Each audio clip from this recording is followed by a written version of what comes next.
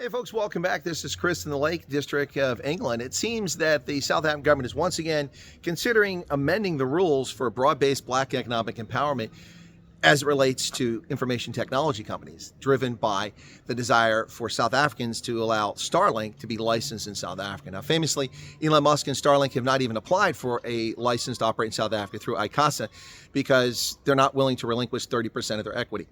And I don't blame them. The media talks about this as if he's unwilling to relinquish his equity to right historical imbalances. Well, those historical imbalances aren't our fault. They're your fault, South Africa. They're South Africans' fault.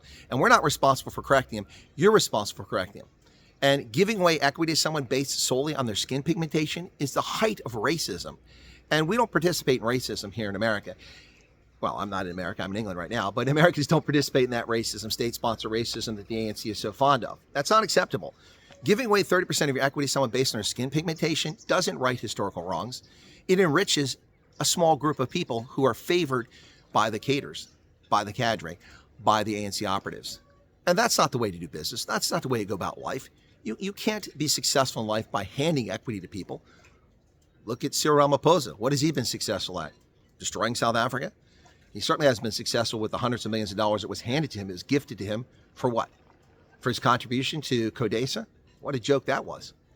The Convention of Democratic South Africa, which set the stage for what is today South Africa, a country that is highly undemocratic, that has governments at municipal level that fail because of an idiotic decision to create a parliamentary system at the municipal level. Why should an American company be forced to give its equity to people in South Africa based on their skin color? If that was the rule under apartheid, people would lose their minds. How can you, what do you mean you have to give your equity to white people? What's wrong with that? Well, what's wrong with that is that it's morally bankrupt. And the same thing with being forced to give it to people who are black or brown or white. South Africa needs to scrap broad-based black economic empowerment in its entirety. In its entirety. It's racist. It has not achieved any goal that you claim. Every time the ANC establishes more BEE standards, South Africans become poor. More black South Africans are pushed into poverty, along with Indians, whites, and coloreds. The GDP is retarded. It is stagnant as a consequence of patronage, which is what black economic empowerment is. It's patronage. It's nothing more. It's immoral. It's shameful, it's disgraceful, and it's racist. And how any politician can stand behind it and try to stand, well, the past, screw the past. We're talking about the future here. We're talking about South Africa's future. We're talking about the livelihoods of children born yesterday, today, and tomorrow. This is not about your nonsense. Broad-based black economic empowerment is purely state-sponsored racism and discrimination. It's as simple as that. And it needs to be gone. And bully to Elon Musk for refusing to give up 30% of his equity that he earned to someone based on their skin pigmentation. That's the height of racism. If you were forced to give it to a white person, you'd say it's racist. Giving it to a black or brown person is still racist.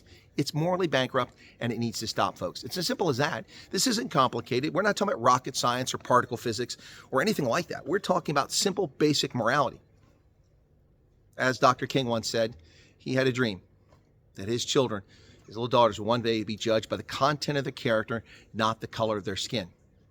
Giving someone artificial advantage because of their skin color is racism. It doesn't lift them up. It retards their growth.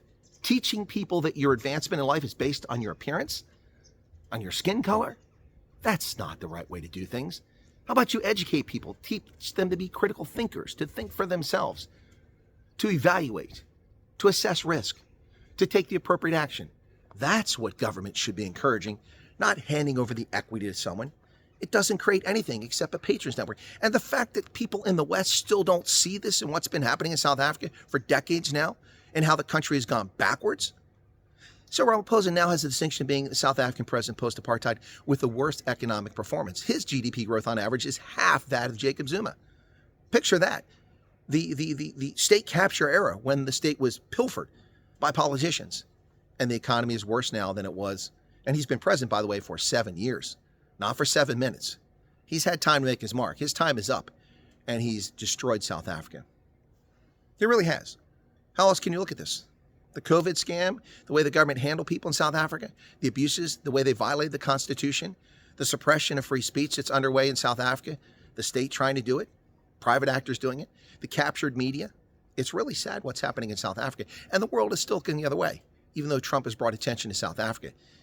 It's time for the South African government to start being honest. These policies have failed because they were bankrupt to begin with. They were never the solution for South Africa's woes. Education, security, investment in the future, National Sovereign Wealth Fund, and economic growth through capitalism were the answers for South Africa. It's not the path that South Africa's taken, not even remotely. What say you, South Africa? What say you, Mzansi? World? Does anybody care about South Africa? Doesn't seem like they do. Cheers.